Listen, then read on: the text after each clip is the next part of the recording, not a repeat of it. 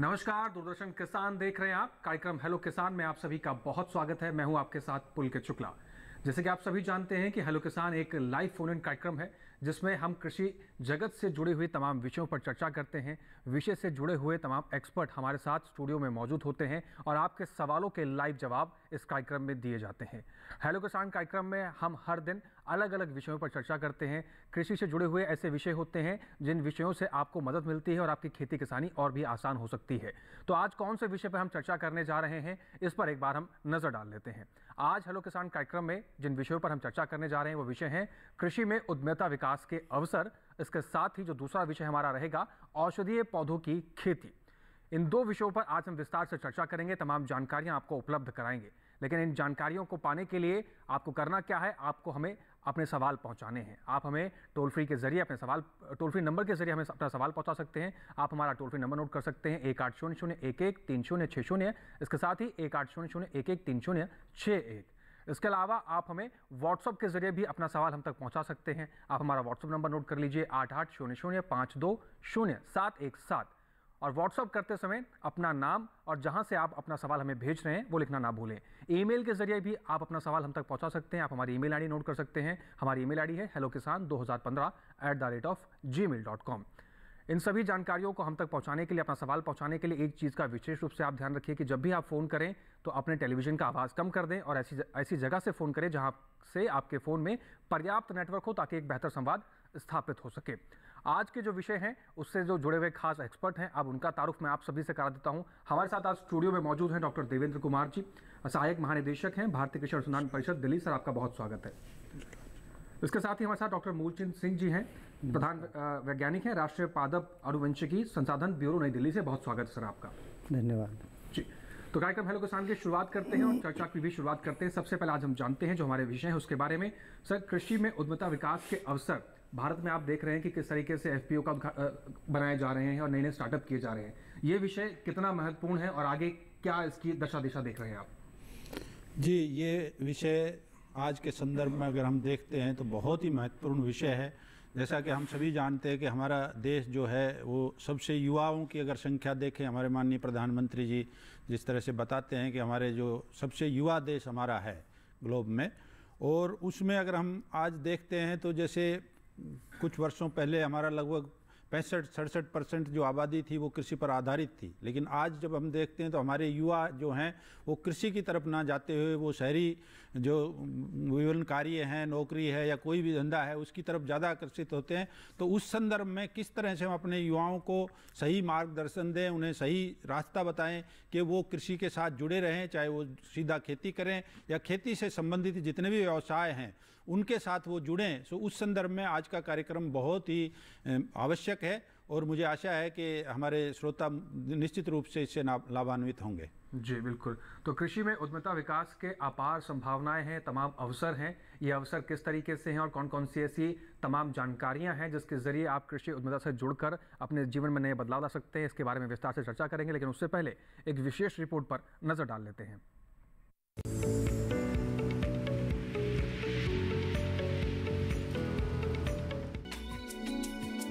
कृषि में उद्यमिता विकास की अपार संभावनाएं हैं। इसके कारण किसान को उत्पादक से उद्यमी बनने का अवसर मिला है।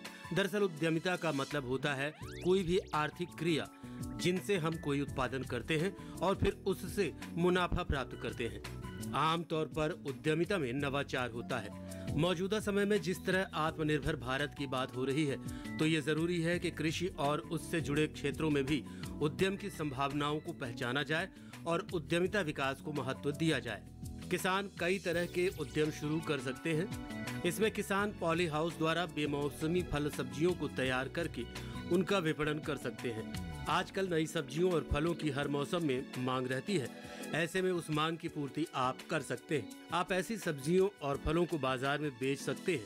इसके अलावा आप प्रसंस्करण का काम भी शुरू कर सकते हैं। किसान आलू और टमाटर आदि से चिप्स और टमाटो प्यूरी बनाकर उन्हें बाजार में बेच सकते हैं। हाल ही में सोलर सिंचाई प्रणाली के विकास ने भी उद्यमिता विकास के नए अवसर पैदा किए हैं। इतना ही नहीं, कृषि यंत्र, उपकरण और मशीनों के निर्माण व उपयोग के क्षेत्र में भी तेजी से विकास हुआ है। अनुसंधान और नवाचार के जरिए बड़ी संख्या में ऐसे छोटे बड़े उपकरण विकसित हुए हैं जो बैटरी चालित या सौर ऊर्जा चालित हैं। कुल मिलाकर कहा जा सकता है कि कृषि में उद्यमिता के जरिए ग्रामीण युवाओं, महिलाओं और किसानों के आर्थिक सशक्तिकरण के नए द्वार खुले हैं।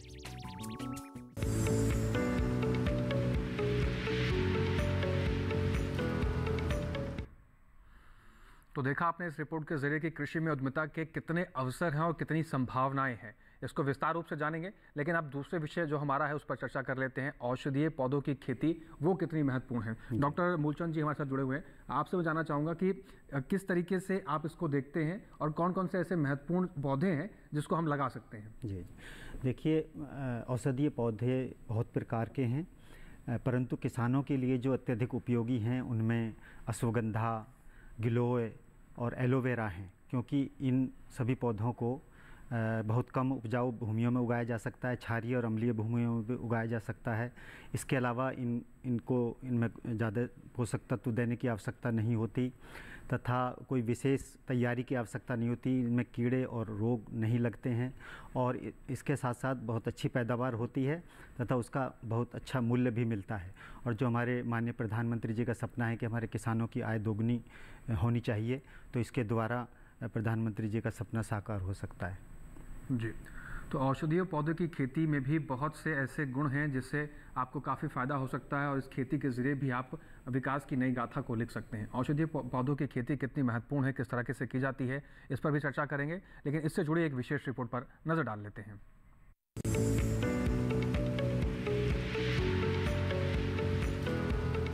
कुदरत ने हमें बहुत से ऐसे पेड़ पौधे दिए हैं जो औषधीय गुणों से भरपूर हैं। अपने इन्हीं औषधीय गुणों के कारण बाजार में इनकी मांग भी अच्छी खासी बनी रहती है। ऐसे में औषधीय गुणों वाली जड़ी बूटियों और पौधों की खेती को अपनी आजीविका का हिस्सा बनाकर किसान आत्मनिर्भर और सशक्त बन सकते हैं। बता दें कि अश्वगंधा, गिलोय, भृंगराज, सतावर, पुदीना, मोगरा, तुलसी, घृतकुमारी, ब्राह्मी, शंखपुष्पी और गूलर आदि बहुत सी ऐसी औषधीय फसलें हैं जिनकी खेती किसान कर सकते हैं। औषधीय पौधों में कुछ ऐसे पौधे होते हैं जिनके फूलों फलों का इस्तेमाल आयुर्वेदिक दवाएं बनाने में होता है। इनमें आंवला, नीम और चंदन महत्वपूर्ण है। ये पौधे लंबी अवधि में पेड़ की शक्ल लेते हैं और इनकी लकड़ी, पत्तियां दवा बनाने के काम आती है। ये लंबे समय में मुनाफा देते हैं, जबकि कम समय में मुनाफा देने वाले पौधों में इसबगोल, तुलसी, एलोवेरा, हल्दी और अदरक की खेती आप कर सकते हैं। बात अगर एलोवेरा की खेती की करें तो इसकी खेती किसी भी तरह की मिट्टी में कर सकते हैं। गूदेदार पत्ती ही एलोवेरा का बीज होती है। 10 से 15 सेंटीमीटर की स्वस्थ पत्तियां चुनकर बीज के रूप में इस्तेमाल की जा सकती हैं। 1-1 फुट की दूरी पर इन्हें रोपा जाता है। बोते समय कतार से कतार की दूरी 30 सेंटीमीटर रखें। वहीं तुलसी बोने के लिए इसके बीजों को मिश्रित मिट्टी में रोपकर तुरंत पानी दें। 1 बीघा जमीन पर खेती के लिए 1 किलो बीज काफी रहते हैं। एक सीजन में तुलसी की 8 क्विंटल तक पैदावार हो जाती है। ज्यादा से ज्यादा किसान औषधीय पौधों की खेती करें, इसके लिए सरकार भी प्रोत्साहन दे रही है। किसानों को NMPV यानी राष्ट्रीय औषधीय पादप बोर्ड के माध्यम से औषधीय पौधों की खेती में इस्तेमाल की जाने वाली विशेष तकनीकों के बारे में जागरूक किया जा रहा है।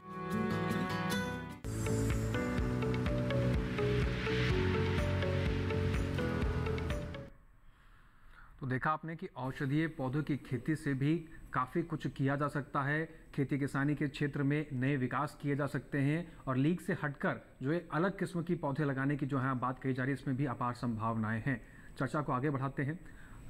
जिस तरह से हम बात कर रहे हैं सर कृषि में उद्यमिता विकास की और तमाम बातों की, तो हम अगर देखें कि एक तरफ हम आत्मनिर्भर भारत की बात कर रहे हैं, आत्मनिर्भर भारत में बढ़ते हुए आगे हम अगर जैसे जैसे बढ़ते जाएं तो ऐसे ऐसे कौन कौन से उद्यम हैं जो कृषि क्षेत्र में आज लोग कर रहे हैं और उसके क्या प्रक्रियाएं हैं करने के लिए अगर कोई शुरू करना चाहता है तो? हाँ, आपने बड़ा सही एक सवाल है। जैसे कि कृषि में हम देखते हैं कि मुख्य तौर पर 5 जो विषय हैं जिसमें कि उद्यमिता की तरफ हमारे युवा किसान, युवा जो साथी हैं वो बढ़ सकते हैं। पहला तो जैसे फसलों में एक फसल बेस्ड है, जिसमें कि आपकी जितने भी गेहूं, दाल, चना, जितनी फसलें हम खाद्य फसलें उगाते हैं। दूसरा जो है वो जो हॉर्टिकल्चर औद्योगिक फसलों में, जैसे कि आपका सब्जी उत्पादन, फल उत्पादन, नर्सरी आदि लगाना। और तीसरा जो है रूरल इंडस्ट्रीज से रिलेटेड है कि हम गांव में किस तरह से एक छोटा उद्योग लगाएं, जिसमें कि दाल बनाने की प्रक्रिया है या और दूसरे अचार वगैरह बनाते हैं, दूसरे फूड प्रोडक्ट्स हैं। एक जो एनिमल, जो पशु विज्ञान के ऊपर निर्भर है एक जो व्यवसाय, जिसमें डेयरी का है, पिगरी का है, पोल्ट्री का है, वो करते हैं। और एक जो है सर्विस सेक्टर का जो विषय होता है, जो कि हमारे युवा साथी जिस पर ध्यान दे सकते हैं, जिसमें कि रिपेयर आदि का काम है या ट्रेनिंग, जैसे कस्टम हायरिंग सेंटर खोलना, मशीन वगैरह का रिपेयर करना, फार्म इम्प्लीमेंट्स का रिपेयर करना। तो ये 5 मुख्य तौर पर विषय हैं जिस पे कि हम आमतौर पर जो भारतीय कृषि अनुसंधान परिषद है उसकी जो विभिन्न जो विश्वविद्यालय हैं और उसके संस्थान हैं, भारतीय कृषि अनुसंधान परिषद में लगभग 113 हमारे संस्थान हैं जो कि इन जो 5 हमने विषय बताए तो उन पर कार्य करते हैं। उसके अलावा जो 76 जो कृषि विश्वविद्यालय हैं, जिसमें कि आपका कृषि पर, उद्यानिकी पर, पशुओं पर, मछली पर, तो ये सभी विषय उसमें कवर करते हैं। और इसके साथ ही 731 हमारे कृषि विज्ञान केंद्र हैं जो कि पूरे देश में हैं, जिनका मुख्य जो उद्देश्य है वो यही है कि खेत पर नई नई जो हमारी प्रौद्योगिकी है उनको डिमोन्स्ट्रेट करना, उन किसानों से फीडबैक लेना और उसके साथ साथ जो किसानों को उन सभी तकनीकियों पर जो है ट्रेनिंग देना और जो नए नए विषयों पे उद्यमिता के लिए वो ट्रेनिंग देना। तो ये एक हमारा टोटल जो यंत्र है जो देश में, वो जो उद्यमिता को बढ़ावा देता है।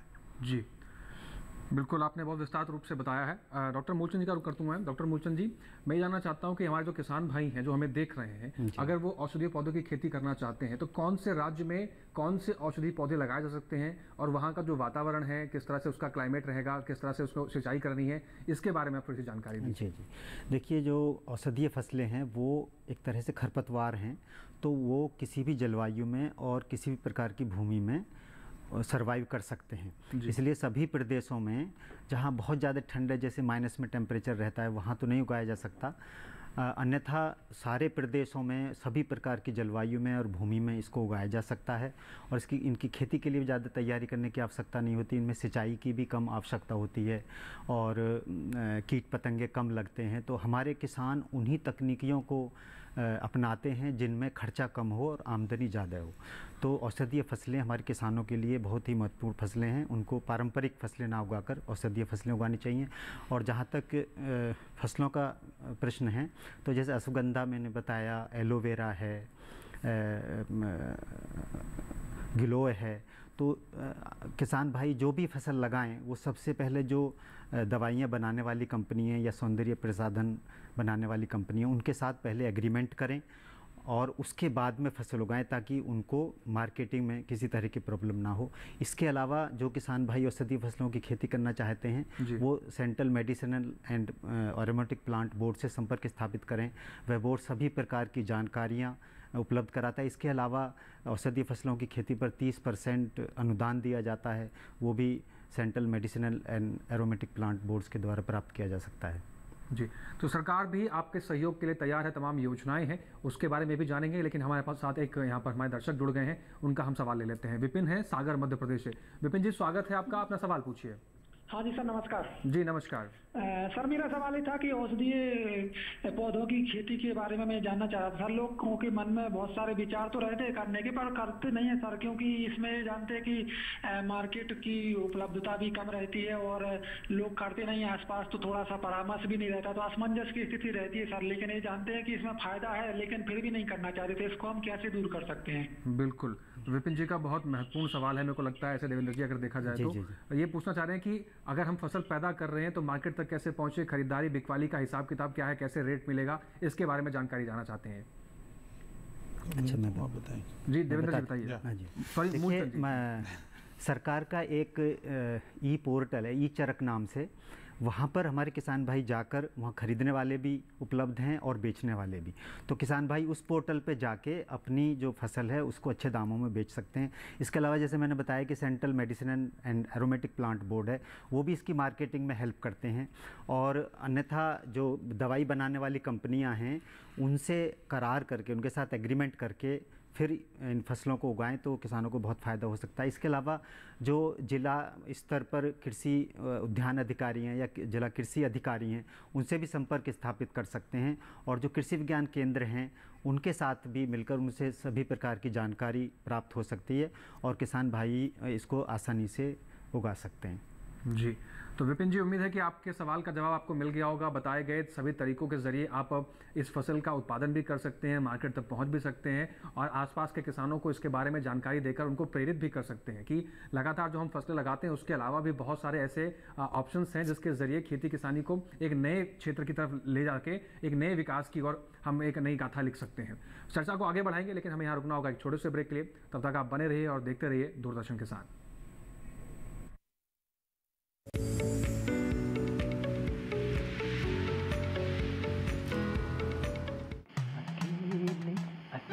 अरे वाह भैया, अकेले अकेले। अरे तू भी ले, पर खाएगा कैसे? मैं ऑर्गेनिक खेती की बात कर रहा रे बेटे। अकेले अकेले खेती कब तक करेगा? मतलब गांव में 20-25 किसानों का समूह बना के पंजीकरण करवा ले, फिर सरकारी ट्रेनिंग भी मिलेगी और मुफ्त जैविक बीज खाद भी। फिर पीजीएस ऑर्गेनिक की सरकारी मोहर के साथ तेरी उपज आकर्षक पैक में पहुंचेगी बड़े बाजार तक। अच्छा? हाँ, अरे भाई कहाँ चल दिया? सबको साथ लाने, आमदनी बढ़ाने। तो किसान भाई समझ गए ना? साथ मिलकर ऑर्गेनिक खेती कीजिए, अपनी परंपरा को आगे बढ़ाइए, ज्यादा मुनाफा कमाइए। माटी से प्रेम की परंपरा है परंपरागत खेती।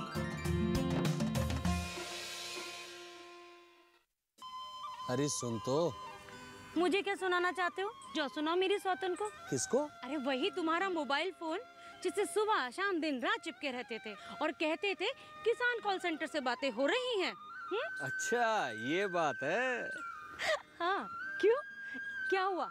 अब बात नहीं होती क्या? अब तो झट से बात हो जाती है। ऐसा क्या? हाँ, अब तो ज्यादा लाइनें और खास तकनीक के कारण खेती के माहिरों से तुरंत बात हो जाती है। और अगर कभी लाइन व्यस्त हो तो अपनी समस्या फोन पर रिकॉर्ड करा दो, वहाँ से फोन आ जाता है और समस्या की हल का मैसेज भी आ जाता है। ये देखो आ गया।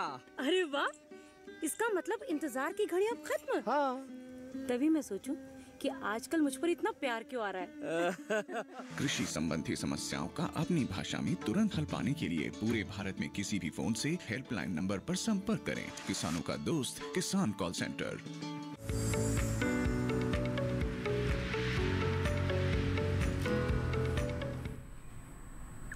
ब्रेक के बाद एक बार फिर से आप सभी का कार्यक्रम हेलो किसान में स्वागत है। कार्यक्रम हेलो किसान में चर्चा लगातार जारी है। एक बार फिर से हमारे साथ एक दर्शक जुड़ गए हैं, उनका हम सवाल ले लेते हैं। नंदस्वरूप मिश्रा बाराबंकी उत्तर प्रदेश से हैं। नंदस्वरूप जी, आपका स्वागत है, अपना सवाल पूछिए। हाँ नमस्कार सर, मैं नंदस्वरूप मिश्रा बाराबंकी जी, अपना सवाल पूछिए नंदस्वरूप जी। मैं जानना ये चाहता हूँ कि औषधि खेती करने के लिए जो किसान कभी किया नहीं, पहली बार वो पायदान सीढ़ी पे चढ़ने जा रहा है, तो उसको कहाँ से ट्रेनिंग मिलेगी और कहाँ से इसकी व्यवस्था होगी जिससे वो सफल औषधि खेती का किसान बन सके? जी, डॉक्टर मूलचंद जी, आपने सवाल सुना, ये जानना चाहते हैं कि कहाँ से इनको ट्रेनिंग मिलेगी। इससे जुड़े जो तमाम जानकारियां हैं, जो बेसिक जानकारियां, वो जानना चाहते हैं आप थोड़ा सा विस्तार से। नंदस्वरूप जी, आपके ज़िले में बाराबंकी ज़िले में कृषि विज्ञान केंद्र होगा। उनका कृषि विज्ञान केंद्रों को जो सरकार ने बनाया है उसका उद्देश्य यही है कि वो किसानों को प्रशिक्षण दें, उन्हें खेती किसानी के बारे में नई नई जानकारियाँ दें और किसानों की किसी भी तरह की समस्या है उसको दूर करें। इसलिए आप अपने नज़दीक के कृषि विज्ञान केंद्र से संपर्क करें।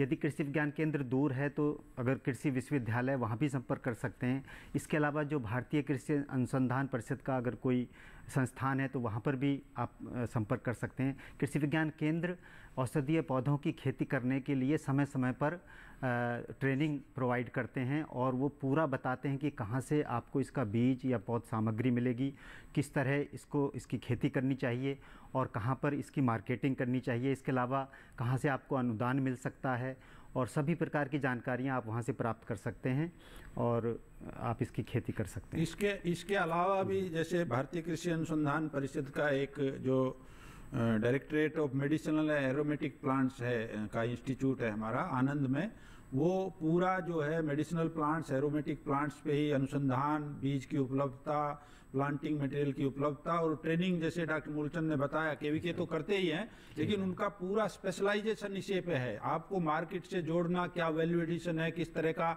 जिस तरह की बातें हैं, तो अगर और विस्तृत जानकारी लेनी है तो इसकी वेबसाइट पे आप जाकर आईसीआर की वेबसाइट पे directorate of medicinal and aromatic plants Anand की साइट पे जाएंगे तो आप निश्चित रूप से वहाँ से जानकारी भी ले सकते हैं और जो संबंधित अधिकारी का फ़ोन नंबर वहाँ से लेके आप उनसे बात भी कर सकते हैं। जी धन्यवाद सर। तो नंद स्वरूप जी, जो जानकारियाँ आपको प्रोवाइड की गई हैं इसके ज़रिए आप जो भी आपके सवाल थे, जो आपकी उत्सुकता है, उन सभी सवालों का जवाब आपको इसके ज़रिए मिल गया होगा। चर्चा को आगे बढ़ाते हैं। देवेंद्र जी, जिस तरह से हम देख रहे हैं कृषि के क्षेत्र में न केवल पुरुष, अब महिलाओं का भी काफ़ी योगदान देखने को मिल रहा है। मैं आपसे जानना चाहता हूँ कि कोई महिला अगर इसमें उद्यमिता विकास की तरफ बढ़ना चाहती है तो अपने घर के अंदर अगर कौन कौन से ऐसी जो अवसर हैं वो उसके ज़रिए वो आगे बढ़ सकती है, कौन कौन से ऐसे प्रोडक्ट्स हैं जिसका प्रसंस्करण कर या ऐसे कौन कौन सी तरीके हैं जिसको आप बताना चाहेंगे?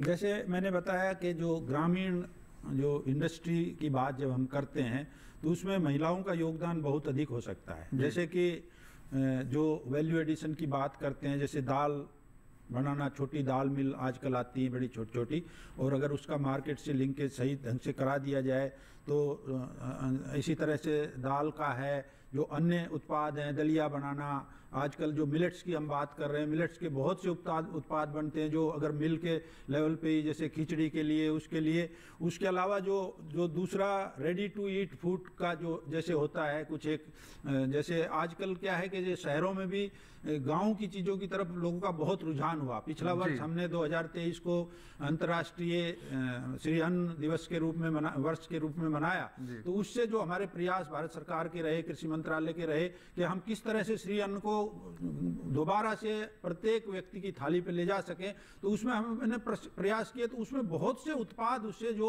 और लोगों की बहुत ही च्वाइस है। एक जो बाजरा गांव में 20 रुपए मिलता है वही आप माल में जाएंगे तो 100 रुपए मिलेगा, उसकी खिचड़ी है वो 200 रुपए मिलेगी। तो इस तरह के उत्पाद वो बना सकते हैं।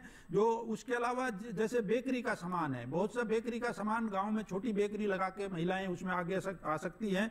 और नमकीन आदि जो विभिन्न जो फसलों जो उत्पादों से बनते हैं, उसमें अचार बनाने का काम है। जैसे जितनी औद्योगिकी की फसलें हैं, फूलों से कुछ ना कुछ जो अलग तरह का मटेरियल बना के गुलदस्ते और जो विभिन्न प्रकार के, उनका एक छोटा सा अपना व्यवसाय कर सकते हैं, जो किसान वहीं खेत में अपने वहाँ उगा कर उसको मार्केट में ले जा सकते हैं। मीट की विभिन्न तरह की प्रोडक्ट्स हैं। इसी तरह से जो टेक्सटाइल्स का जो हाथ से हथकरघा का, जैसे हमारा जूट का एक संस्थान है उसमें कैलकाटा में, तो अभी हम गए तो उसमें 10 सेल्फ हेल्प ग्रुप की महिलाएं, 100 महिलाएं, और उसने 200 से अधिक उन महिलाओं ने हैंडीक्राफ्ट के सामान बना रखे। वो हर सामान उनके पास उपलब्ध था जो प्लास्टिक में है, थैले से लेके फुटमैट है, जो भी, तो हर चीज वो उससे बना सकती हैं। और उसके अलावा जो है, जैसे महिलाओं का आमतौर पर जो गाँव में जैसे टेलरिंग का काम है, एम्ब्रॉयडरी का काम है, वो तो महिलाएं करती हैं, जो इसी से खेती का काम करते करते जो कर सकती हैं। जो डेयरी की विभिन्न प्रोडक्ट्स का, जैसे दूध का है, दही का है, ये मार्केट में सप्लाई करना, किस तरह से उसको वैल्यू ऐड करके सप्लाई करना, तो ये महिलाओं के लिए बहुत से ऐसे काम हैं जो महिलाएं आगे आकर और उसमें कर सकती हैं। हॉर्टिकल्चर का खास तौर पे जैसे होता है, अचार है, पिकल है, केचप है, तो उन उत्पादों का भी ढंग से पैकेज करके और उनकी मार्केट करना और एक वैल्यू चेन बनाना, तो उसमें महिलाएं अग्रणी रहती हैं और वो अपना बहुत ही अच्छी भूमिका उसमें निभा सकती हैं और उनकी इनकम अच्छी बढ़ सकती है उससे। बिल्कुल। तो कृषि में उद्यमिता विकास में महिलाओं का भी काफ़ी योगदान है। काफ़ी महिलाएं हैं जो कृषि में उद्यमिता करने के बाद अपने जीवन में काफ़ी बदलाव लेकर आई हैं और बाकी किसानों के लिए प्रेरणा भी बन चुकी हैं और नए अवसर भी जो महिलाओं के लिए वो बन रहे हैं। इसके साथ ही हमारे साथ एक और दर्शक जुड़ गए हैं, उनका भी हम एक बार रुख कर लेते हैं। जी, अपना सवाल पूछिए। Hello sir. जी, अपना सवाल पूछिए। हेलो जी, जुबानू जी, अपना सवाल पूछिए। जी सर, मेरा यही अनुरोध है कि जो अल्बेरा सर किस टाइम पर लगाया जाएगा और 1 एकड़ में कितने बीज लगेंगे? जी, जुबानू जी का सवाल डॉक्टर साहब यही है कि वे पूछ रहे हैं कि एलोवेरा कितने बीज लगाएंगे। और नमस्कार सर। हाँ जी, नमस्कार, आपका सवाल सुन लिया, अब आप जवाब सुनिए।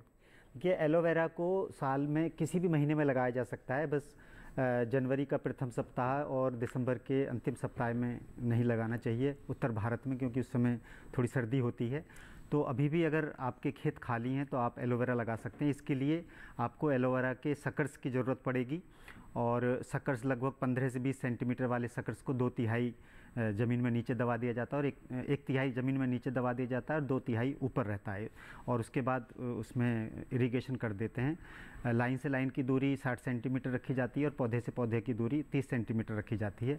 इसके साथ ही आप उसके जो बीच में जो जगह खाली होती है उसमें जैसे पालक, धनिया, मेथी या भिंडी वगैरह लगा सकते हैं।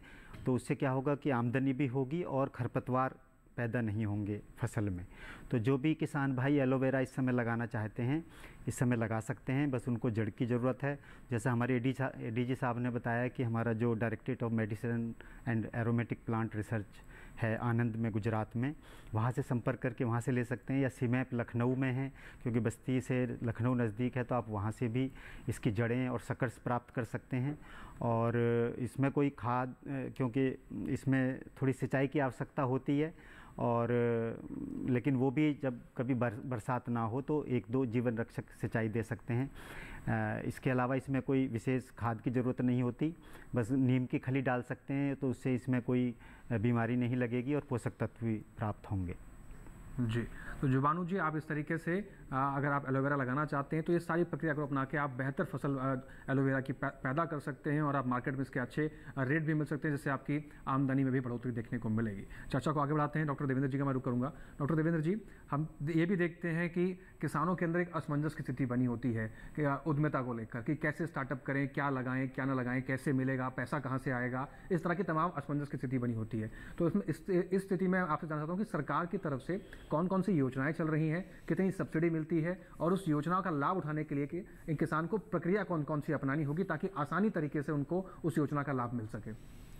सबसे पहले तो किसान भाइयों को कोई भी इस तरह का उद्यमिता का जो कार्य शुरू करने से पहले उनको एक ट्रेनिंग सबसे ज़रूरी है जी, कि उनको उस चीज़ का ज्ञान। तो इसमें जैसे एक तो हमारे जो कृषि में स्नातक हैं, जैसे कृषि के उसमें एनिमल हस्बेंड्री भी, पशु विज्ञान भी आ गया, फिशरी भी आ गया, पोल्ट्री आ गया, हॉर्टिकल्चर, एग्रीकल्चर बायोटेक्नोलॉजी, बहुत से इंजीनियरिंग, बहुत सब्जेक्ट हैं। तो एक तो वो ग्रुप हो गया।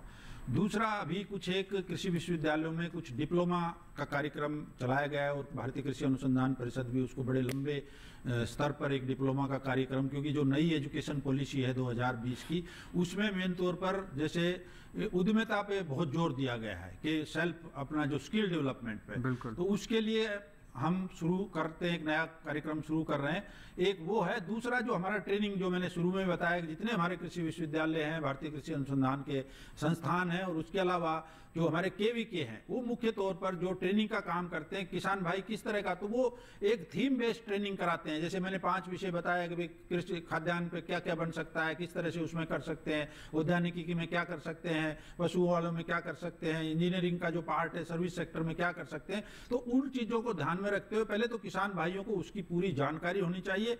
उसके अलावा भारत सरकार का जैसे हमारा कृषि जो एक अट्रैक्टिंग एक आर्या हमारी परियोजना है, attracting youth towards rural youth towards agriculture, तो उसमें जो है वो विभिन्न ट्रेनिंग्स का प्रावधान है। और भारत सरकार की भी जैसे कई योजनाएं हैं, जिसमें कि हम एक जो नेशनल रूरल लाइवलीहुड मिशन है, तो उसमें भी जो किसानों को ट्रेनिंग के साथ साथ और जो किस तरह से वो आगे अपना व्यवसाय करें, उस जो विषय पे करना चाहते हैं उसके बारे में जानकारी दी जाती है। और जो सेल्फ हेल्प ग्रुप बनाने की बात करते हैं, उसमें सरकार कुछ, उसमें जो जिला स्तर पर सेल्फ हेल्प ग्रुप जो बनते हैं तो उसमें कुछ अनुदान वो लोग करते हैं। फार्मर प्रोड्यूसर ऑर्गेनाइजेशंस का एक, जैसे भारत सरकार में हमारे जो लक्ष्य कृषि में 10,000 फार्मर प्रोड्यूसर ऑर्गेनाइजेशंस बनाने का था, जिसमें लगभग 7600 के आसपास अभी बना लिए गए हैं। तो उसमें भी किसान भाई आगे आके उसमें कोई एक जो शुरू में सीड मनी कुछ 25 लाख की भारत सरकार देती है, उसके बाद किसान भाई अपना जो एफपीओ बना के और वो कोई भी उत्पाद पे आगे बढ़ना चाहें, चाहे बीज उत्पादन है, चाहे नर्सरी का है,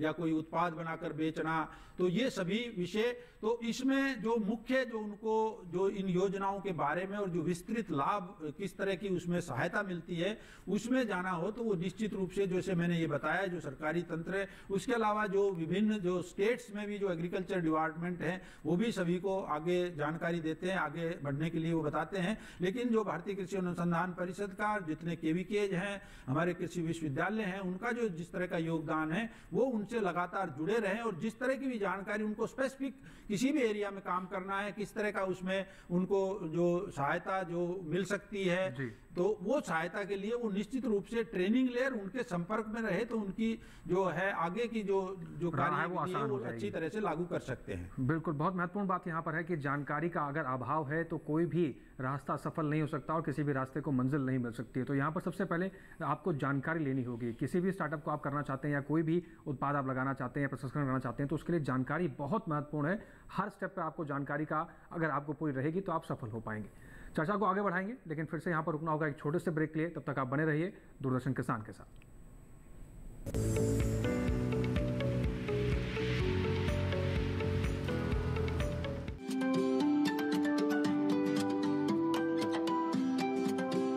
जब बात अच्छी सेहत की हो, किसी तरीके की लापरवाही नहीं करो, किसी तरीके का समझौता ना करो। ना बरतें लापरवाही, लक्षणों को पहचानें और लें डॉक्टर की सलाह। चाहे बीमारी दिल की हो, दांतों की हो या दिमाग की हो, खुद से इलाज ना करें, खुद से कोई भी दवाई ना खाएं, डॉक्टर के पास जाएं, अपनी जांच कराएं और अपना पूरा इलाज करवाएं और अपना ख्याल रखें। कार्यक्रम जो देगा सलाह भी मार्गदर्शन भी। मोबाइल उठाएं, नंबर मिलाएं 1800113060 या 1800113061।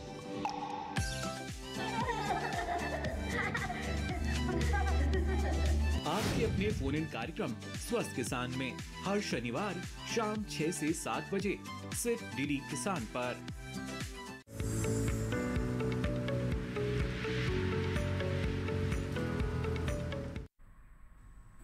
ब्रेक के बाद एक बार फिर से आप सभी का स्वागत है कार्यक्रम हेलो किसान में। चर्चा लगातार जारी है, आपके सवाल भी शामिल किए जा रहे हैं और जो हमारे एक्सपर्ट हैं विषय से जुड़े हुए आपके सवालों के जवाब भी दे रहे हैं।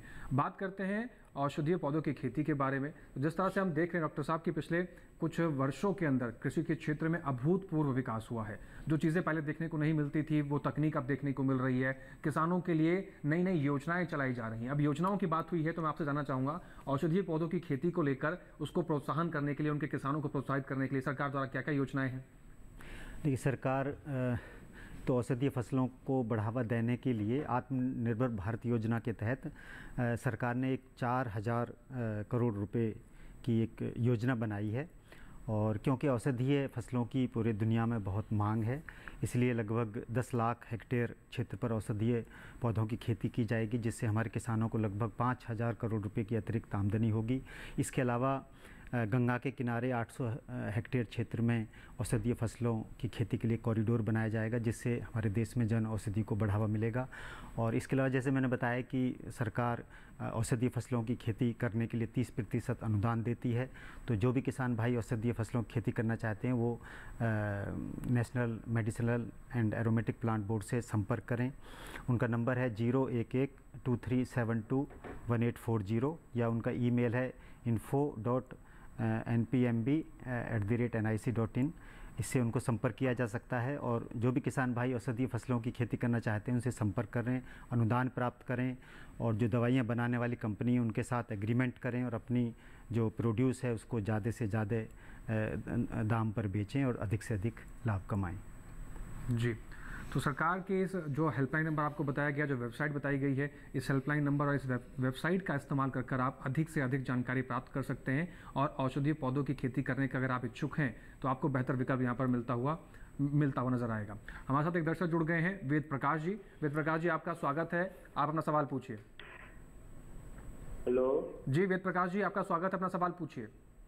सर, मैं यूपी में आजमगढ़ डिस्ट्रिक्ट से बोल रहा था। एलोवेरा का अगर पैदावार हम करते हैं तो इसका सेल कहाँ करेंगे सर? जी, डॉक्टर मूलचंद जी। वेद प्रकाश जी, जैसा मैंने पहले भी बताया कि सरकार का एक पोर्टल है ई चरक नाम से, आप गूगल के थ्रू उस पोर्टल पर जा सकते हैं और वहाँ पर विभिन्न ये जो औषधीय फसलें हैं उनके खरीदार और उनके बेचने वाले उपलब्ध होते हैं। तो जो जिन लोगों की डिमांड है उनको बेच सकते हैं, या आप फसल लगाने से पहले जो भी आपके नज़दीक में औषधि बनाने वाली कंपनियां हैं उनसे संपर्क करें।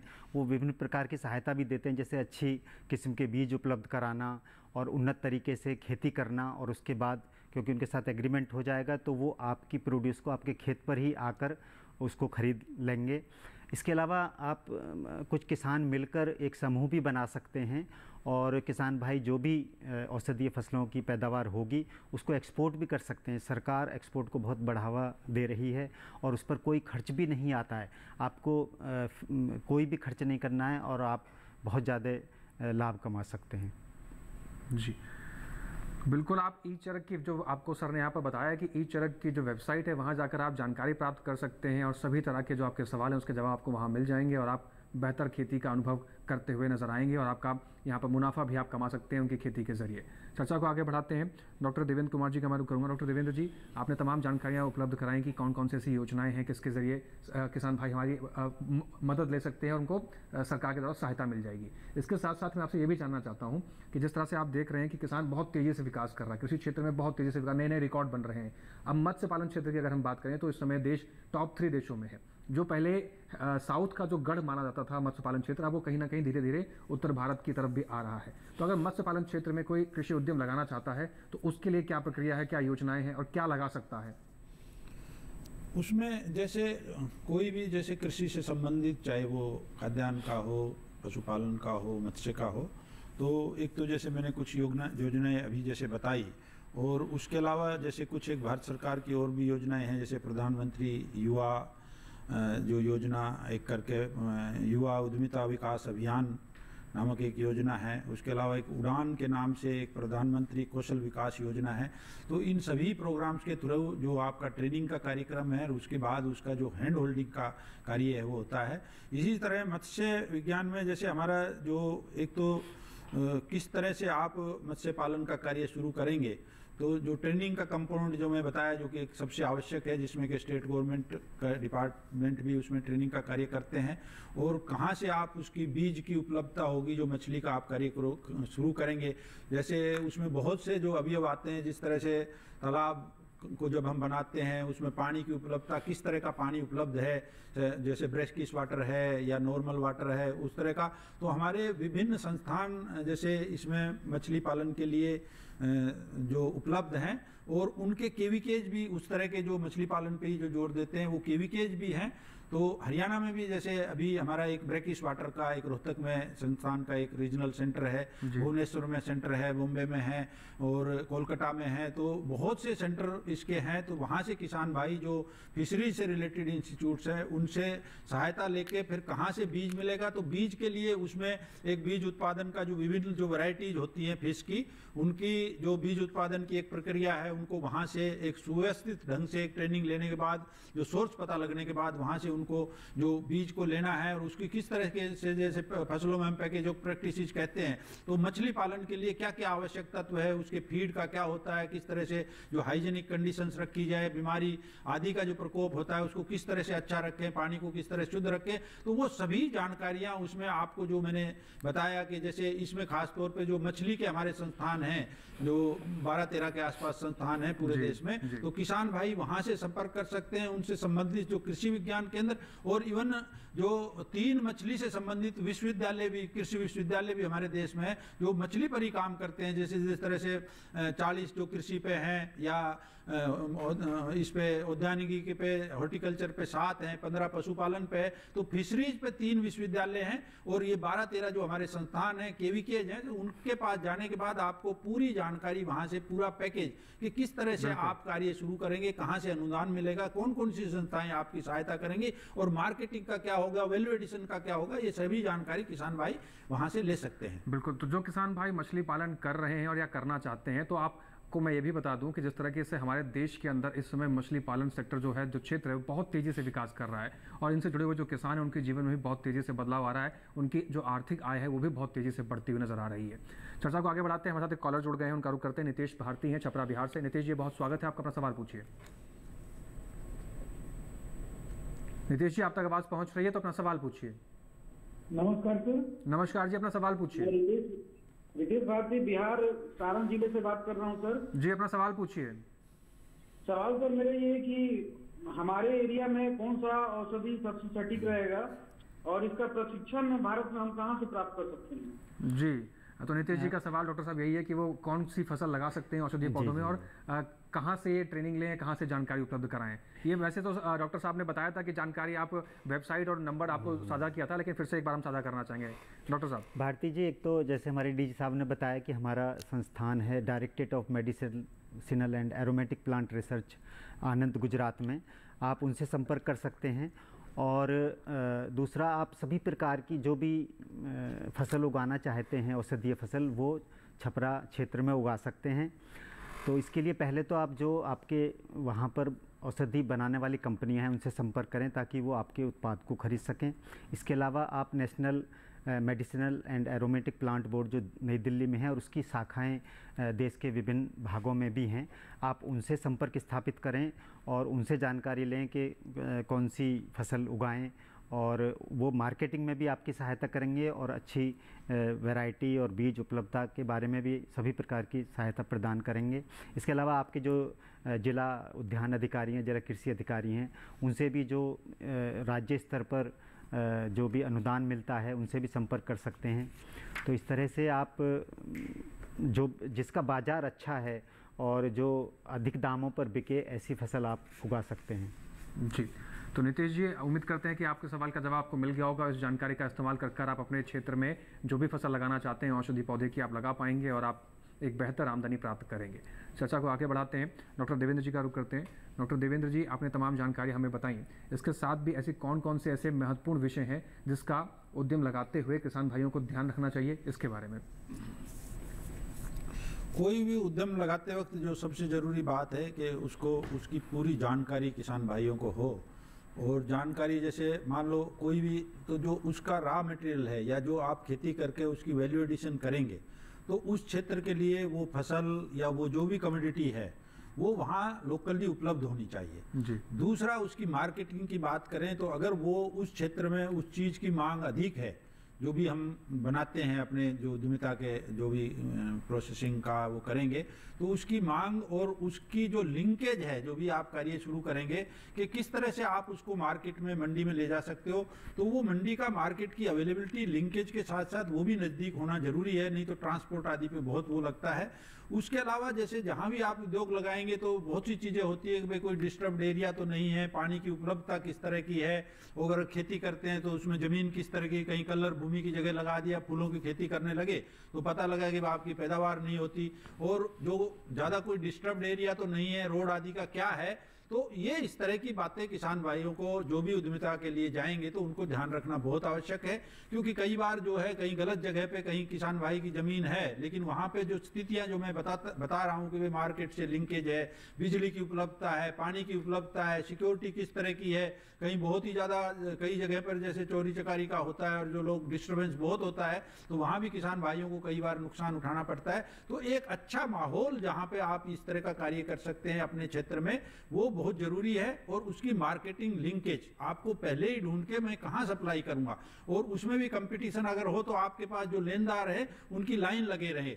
और जो आजकल तो बहुत से ऑनलाइन प्लेटफार्म हैं जिस पे किसान भाई जुड़ के अपना जो भी मार्केटिंग का कार्य उससे कर सकते हैं। ई नाम का भारत सरकार का पहले से ही पोर्टल है जो कि अभी किसानों को बहुत उसमें सहायता मिल रही है। उसके अलावा एक small farmers agri business consortium है, कृषि मंत्रालय के द्वारा स्थापित किया हुआ है। उसमें जितने भी जो आपके एफपीओज हैं और वो सभी छोटे किसानों के जो समूह हैं वो उससे जुड़े हुए हैं। और उसका जो इस संस्थान का एक बहुत ही बड़ा योगदान है कि वो किसान मंडी लगाते हैं जहाँ पे किसान अपना पूरा प्रोड्यूस वहाँ पर लेकर आते हैं और उनके बिकने की वहाँ से पूरी व्यवस्था की जाती है। और उनको जिस तरह की भी जहाँ भी जिस लेवल पे समस्या आती है, चाहे रॉ मटेरियल को लेने में या इनपुट के लेने में या कोई भी जैसे ऑपरेशनल हजार्ड्स होते हैं, तो इस कंसोर्शियम के थ्रू उनको पूरी सहायता दी जाती है ताकि किसान को कहीं भी दिक्कत नहीं हो और पूरा उनको मार्केट से लिंकेज करके ताकि किसान को बिना किसी परेशानी के एक अच्छी इनकम कृषि उद्यमिता में और दूसरे लोग भी उसको देख के आगे बढ़ें।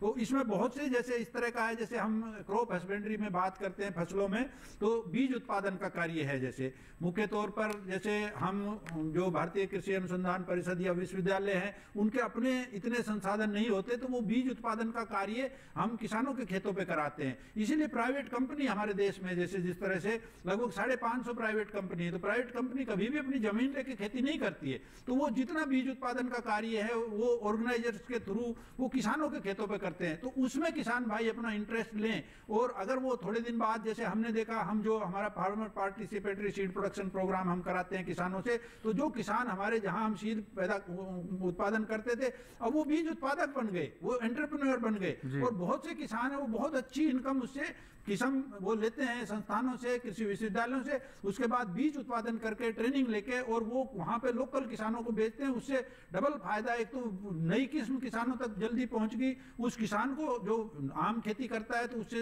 लगभग 1.5 गुना उसको मुनाफा होता है, और जो लोकल किसान है उनको अच्छी नई किस्मों का बीज तुरंत मिल जाता है। तो ये इस तरह के जो उदाहरण है जिसमें किसान भाई आगे आके और वो कार्य कर सकते हैं। जी, तो किसान भाई आगे भी आ रहे हैं, सरकार द्वारा तमाम जो योजनाएं चलाई जा रही हैं उस योजनाओं का लाभ भी ले रहे हैं, और आप भी किसी भी तरीके की योजना का लाभ लेना चाहते हैं या कृषि उद्यम का पार्ट बनना चाहते हैं या नया उद्यम लगाना चाहते हैं, तो आप हमारे इस कार्यक्रम के साथ जुड़ सकते हैं और अपना सवाल हम तक पहुँचा सकते हैं। हमारे खास मेहमान हमारे साथ स्टूडियो में जुड़े हुए हैं जो आपको तमाम जानकारियाँ उपलब्ध करा रहे हैं। चर्चा के हम आगे बढ़ेंगे, लेकिन हमें यहाँ पर रुकना होगा एक छोटे से ब्रेक लिए। ब्रेक के उस पार चर्चा जारी है, तब तक बने रहिए और देखते रहिए दूरदर्शन के साथ।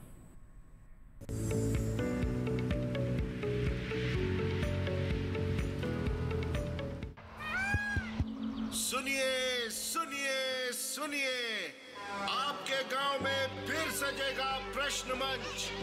आपके गांव में फिर सजेगा प्रश्न मंच।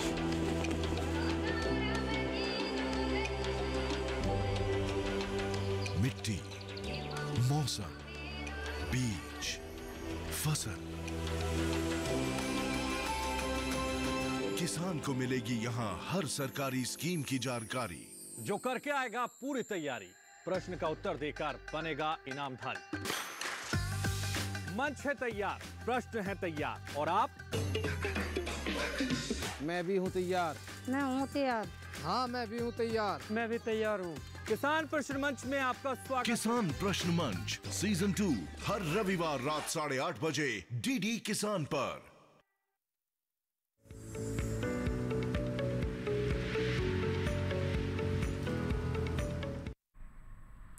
ब्रेक के बाद एक बार फिर से आप सभी का स्वागत है। कार्यक्रम हेलो किसान देख रहे हैं आप। हम महत्वपूर्ण 2 विषयों पर चर्चा कर रहे हैं, कृषि में उद्यमिता विकास के अवसर, साथ ही साथ औषधीय पौधों की खेती।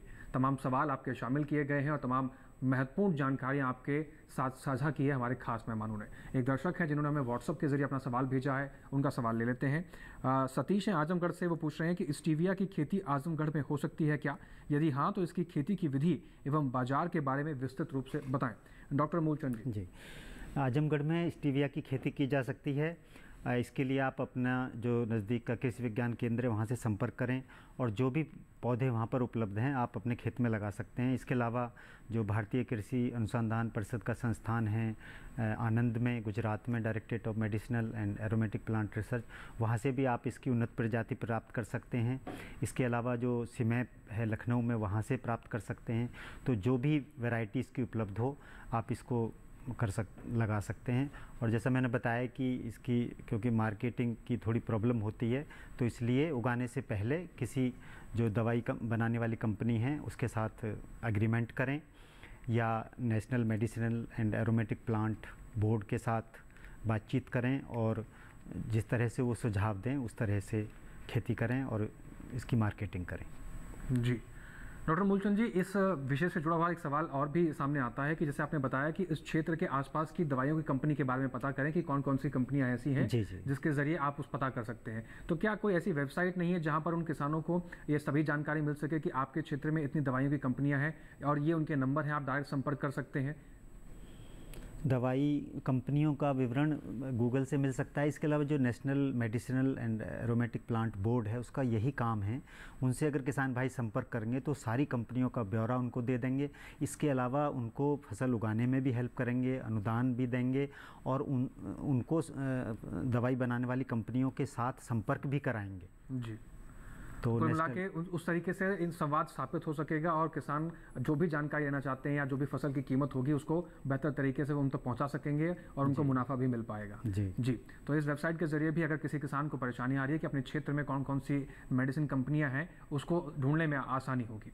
फिलहाल आगे बढ़ते हैं, हमारे साथ एक दर्शक हैं, वो व्हाट्सअप के जरिए में सवाल पूछ रहे हैं। केशव नाम है, अलवर राजस्थान से उन्होंने सवाल पूछा है।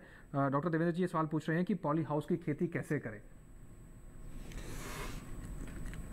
पॉली हाउस की खेती के लिए सबसे पहले तो किसान भाइयों को जो पॉली हाउस के लिए जो स्ट्रक्चर पॉली हाउस बनाना है उसके लिए जैसे जिला स्तर पर जैसे कि मैंने बताया कि सबसे पहले उसके लिए जानकारी पूरी होना बहुत ज़रूरी है, ट्रेनिंग लेना, और किस तरह की फसलें आप लेना चाहते हैं तो जो भी कृषि वैज्ञानिक विश्वविद्यालय के या आप जैसे केवीके के थ्रू आपके उस क्षेत्र के लिए और उसकी मार्केटिंग को देखते हुए पॉली हाउस की, ये बहुत ही अच्छा प्रश्न है क्योंकि आमतौर पर देखा गया है कि जैसे जो सीजनल वेजिटेबल्स हम लगाते हैं किसान भाई, जो आमतौर पर सब्जियों पर ज़्यादा जोर दिया जाता है पॉली हाउस में, तो उसमें उस समय इतनी मंडी में बाढ़ आ जाती है उस कमोडिटी की, उस सब्जी की, कि वो बड़ा औने पौने भाव में किसान बेचते हैं, उनको मुनाफा नहीं मिलता।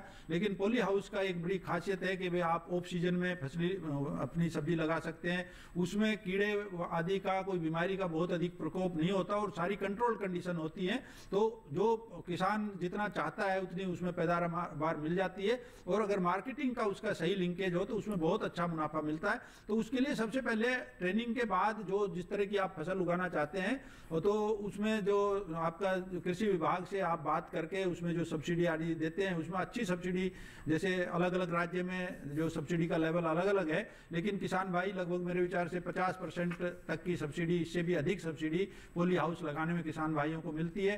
किस साइज का आप लगाना चाहते हैं उसमें भी आपको यही ध्यान रखना है कि मिट्टी की जो गुणवत्ता है वो उसमें अच्छी होनी चाहिए। अगर आपका मान लो मिट्टी कहीं सलाइन जो क्षारीय भूमि है तो उसमें वो अच्छी नहीं हो पाती, या बहुत ही रेतीली कहीं जगह लगा दिया तो उसमें आपको फिर मिट्टी चेंज करना और उसमें खर्चा बढ़ जाता है। पानी की अवेलेबिलिटी, पानी की जो गुणवत्ता है वो अच्छी होनी चाहिए और जो एरिया है वो सही अच्छी जगह एरिया होना चाहिए। कहीं बहुत ज़्यादा, कई बार यहाँ पे आंधी तूफान का ज़्यादा रहता है कुछ क्षेत्रों में, तो एक अच्छी जगह खुली स्थान पर अगर आप पॉली हाउस को लगाते हैं, जिस तरह का आपके पास संसाधन उपलब्ध है, कितना क्षेत्र आपके पास उपलब्ध है, आप कृषि विभाग से संपर्क करके केवीके से ट्रेनिंग लेने के बाद आप निश्चित रूप से इसके लिए जा सकते हैं और एक बहुत ही अच्छा वो है। उसके अलावा जैसे जो ऑर्गेनिक की आजकल भारत सरकार बहुत बात करती है और काफ़ी परियोजनाएं उसमें ऑर्गेनिक के लिए भारत सरकार की कृषि मंत्रालय की हैं, जिसमें उसके उत्पाद को उसके सर्टिफिकेशन के लिए, खरीदारी के लिए, अच्छे मूल्य के लिए और विभिन्न जो वो बनाई गई हैं संस्थानें जो कि जैसे उसको खरीदारी के लिए भी आगे लेती है किसान भाइयों से, तो उसकी तरफ भी किसान भाइयों को ध्यान देना चाहिए। एक जो अभी कुछ दिनों से जो जैव संवर्धित किस्मों की हम बात करते हैं कि क्योंकि जैसे आप देखते हैं कि जो माल न्यूट्रिशन की हमारी जनसंख्या है उसमें बड़ी समस्या होती है, आपको जितने पोषक तत्वों की कमी रहती है, तो हमने गेहूं में, धान में और मक्का में, बाजरा में जो जो जितने भी हमारे पोषक तत्व होते हैं उनकी बहुत अच्छी मात्रा में हमने किस्में पैदा की हैं। तो उसमें भी कुछ किसान भाई आगे आके और जो बायोफोर्टिफाइड वैरायटी जिनको कहते हैं, गेहूं में लगभग 54 वैरायटीज अभी बायोफोर्टिफाइड पिछले 5-6 सालों में हमने की, धान में 12-13 वैरायटी जिसमें आयरन की, जिंक की मात्रा नॉर्मल वैरायटी से 2 से 3 गुना तक होती है, तो अगर उसमें प्रोटीन की मात्रा अधिक होती है। इसी तरह से मक्की में जो है आपका ट्रिप्टोफैन है, लाइसिन है, प्रोविटामिन है, उसकी मात्रा बहुत अधिक है। तो इस तरह की जो स्पेशलाइज्ड प्रोडक्ट या जैसे आप बात करते हैं ऑर्गेनिक प्रोडक्ट, तो उनके लिए एक अलग से निश मार्केट है। अगर आप नॉर्मल कोई भी प्रोडक्ट मान लो वो 10 रुपए बेचते हो तो उसकी कीमत आपको 20 रुपए मिलती है, तो उसमें आपको प्रयास करने की जरूरत है,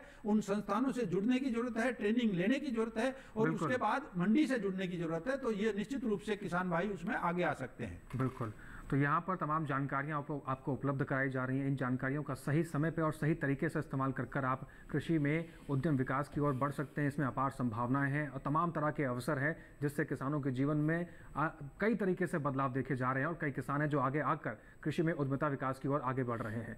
फिलहाल डॉक्टर मूलचंद जी का मैं रुक करना चाहूँगा। डॉक्टर मूलचंद जी, बहुत कम शब्दों में कुछ ऐसा बिंदु जो आप बताना चाहते हैं औषधीय पौधों की खेती को लेकर जो बहुत महत्वपूर्ण है।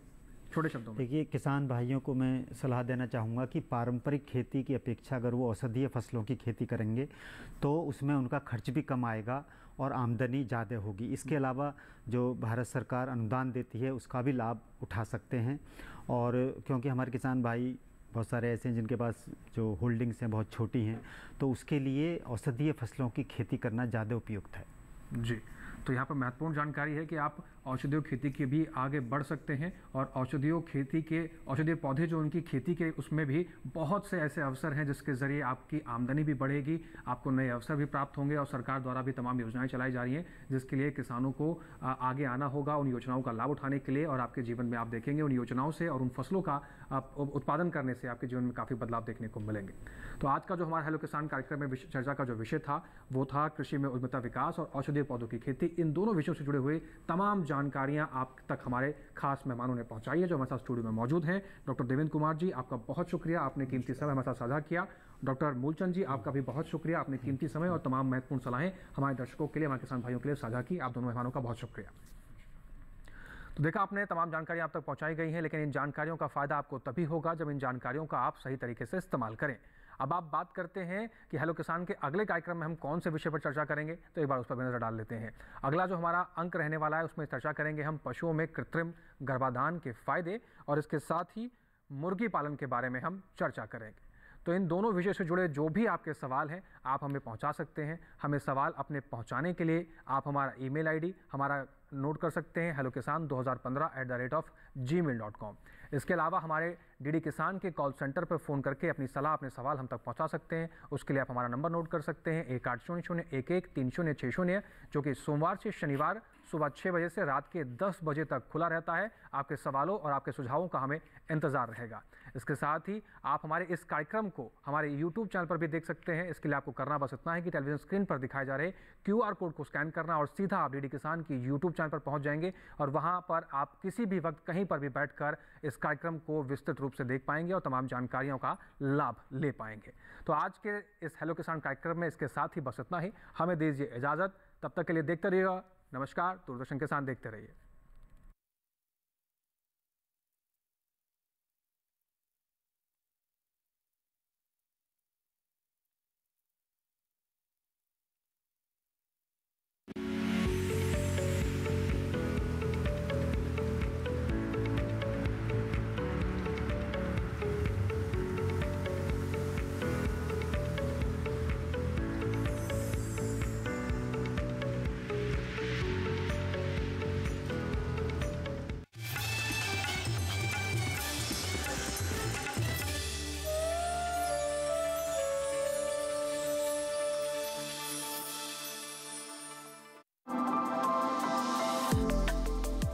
मेघालय प्रकृति की गोद में बसा ये है मेघालय। इन दिनों यहाँ स्टार्टअप्स काफी फल फूल रहे हैं। The place where the river Brahmaputra flows. हम जैसे जब तक आपका स्टिलेशन प्रॉपर नहीं होगा आपका खाना सेफ नहीं होगा तब तक। किचन से ही हम इसे बना सकते हैं। हम लोग ब्लू टी भी बनाते हैं, वाइट टी भी बनाते हैं। फर्स्ट हैंड प्रोसेसिंग हम यहाँ पे करते हैं, जैसे कि क्लीनिंग हो गया, प्राइमरी क्लीनिंग हो गया, प्राइमरी हैंडलिंग ऑफ कार्केसेस हो गए। कृषि स्टार्टअप देखिए असम और मेघालय से 9 मार्च से 30 मार्च तक हर शनिवार रात 9:30 बजे और सोमवार शाम 4 बजे सिर्फ डीडी किसान पर।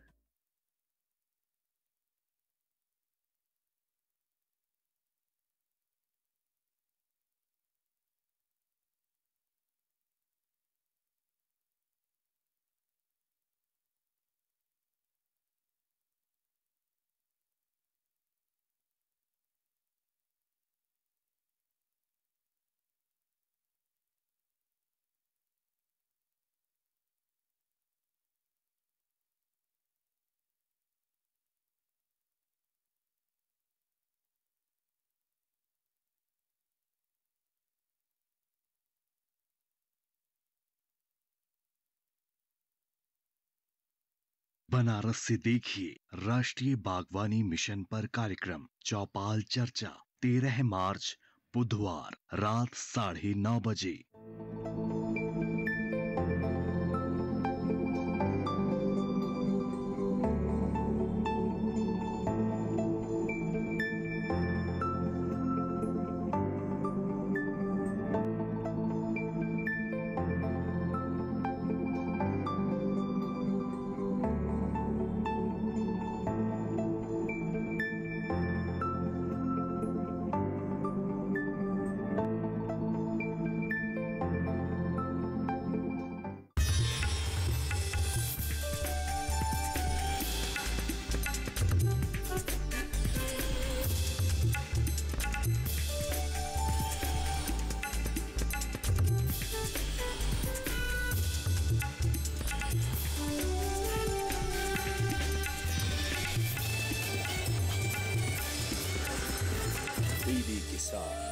बदलते भारत की शान।